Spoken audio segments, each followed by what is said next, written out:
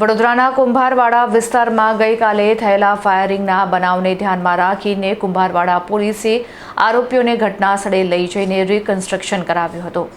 વડોદરા શહેરમાં તાજેતરમાં બનેલી ફાયરિંગની સનસનાટીભરી ઘટનામાં પોલીસ દ્વારા તપાસનો ધમધમાટ તેજ કરવામાં આવ્યો છે। આ ગુનામાં સંડોવાયેલા આરોપીઓને સાથે રાખીને કુંભારવાડા પોલીસની ટીમ ઘટનાસ્થળે પહોંચી હતી, જ્યાં ચુસ્ત પોલીસ બંદોબસ્ત વચ્ચે સમગ્ર મામલાનું રિકન્સ્ટ્રક્શન કરવામાં આવ્યું હતું। પોલીસ સૂત્રોના જણાવ્યા અનુસાર આ કાર્યવાહીનો મુખ્ય ઉદ્દેશ ઘટનાના દિવસે આરોપીઓએ કઈ રીતે ગુનાને અંજામ આપ્યો હતો તેની કડીઓ મેળવવાનો હતો। ઘટનાસ્થળે પહોંચીને પોલીસે આરોપીઓ પાસેથી આખા ઘટનાક્રમની વિગતવાર માહિતી મેળવી હતી અને તપાસને આગળ ધપાવી હતી। તપાસ દરમિયાન કુંભારવાડા પોલીસે આરોપીઓની હાજરીમાં ઘટના સ્થળનું ઝીણવટભર્યું નિરીક્ષણ કર્યું હતું। ફાયરિંગના ગુનામાં ઉપયોગમાં લેવાયેલા હથિયાર ક્યાંથી આવ્યા અને હાલ તે ક્યાં છુપાવવામાં આવ્યા છે તે અંગે આરોપીઓની આખરી પૂછપરછ કરવામાં આવી રહી છે। આ ઉપરાંત ગુના સાથે જોડાયેલા અન્ય મહત્વના પુરાવાઓ એકત્રિત કરવા માટે પણ પોલીસ કવાયત કરી રહી છે। આ સમગ્ર રિકન્સ્ટ્રક્શન અને તપાસની પ્રક્રિયા દરમિયાન કોઈ અનિચ્છનીય બનાવ ન બને તે માટે પોલીસ તંત્ર દ્વારા ઘટના સ્થળે અને તેની આસપાસના વિસ્તારમાં સુરક્ષાનો પૂરતો બંદોબસ્ત ગોઠવી દેવામાં આવ્યો હતો। હાલમાં કેસમાં વધુ વિગતો, કાવતરાના મૂળ સુધી પહોંચવા અને મજબૂત પુરાવાઓ એકત્રિત કરવા માટે કુંભારવાડા પોલીસ દ્વારા આગળની કાયદેસરની તપાસ સઘન રીતે ચલાવવામાં આવી રહી છે। આવનારા દિવસોમાં આ કેસમાં અન્ય મોટા ખુલાસા થવાની શક્યતા છે।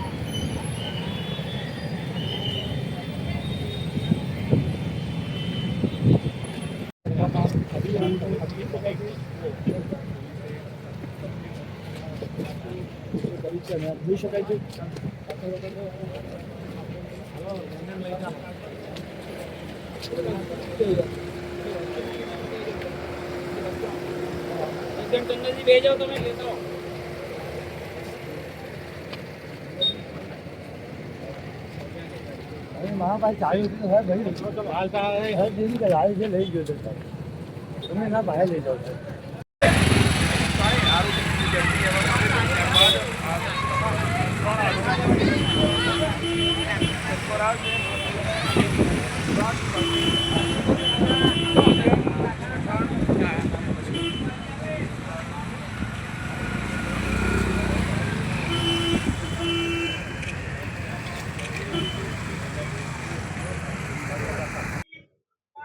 આજરોજ કુંભારવાડા પોલીસ સ્ટેશનમાં સાજિદ નઝીમુદ્દીન શેખ દ્વારા ફરિયાદ કરવામાં આવેલ કે વહેલી સવારે લગભગ 3:30 વાગે ફાયરિંગનો બનાવ બનેલ, જેમાં ફરિયાદી દ્વારા ફરિયાદ કરવામાં આવેલ કે સુફિયાન પઠાણ અને અન્ય એમના સાગરીતો દ્વારા ફરિયાદી ઉપર ફાયરિંગ કરવામાં આવેલ, જે સંદર્ભે ફરિયાદીની ફરિયાદ ત્વરિત દાખલ કરવામાં આવેલ। પોલીસ સ્થળ ઉપર પહોંચી જઈને પરિસ્થિતિ સંભાળેલ અને પોલીસ વિભાગ દ્વારા જુદી જુદી ટીમો બનાવવામાં આવેલ અને સઘન સર્ચ ઓપરેશન કરવામાં આવેલ અને અત્યાર સુધીમાં કુલ 4 આરોપીની અટકાયત કરવામાં આવેલ છે અને આગળની તપાસ હાલ ચાલુ છે।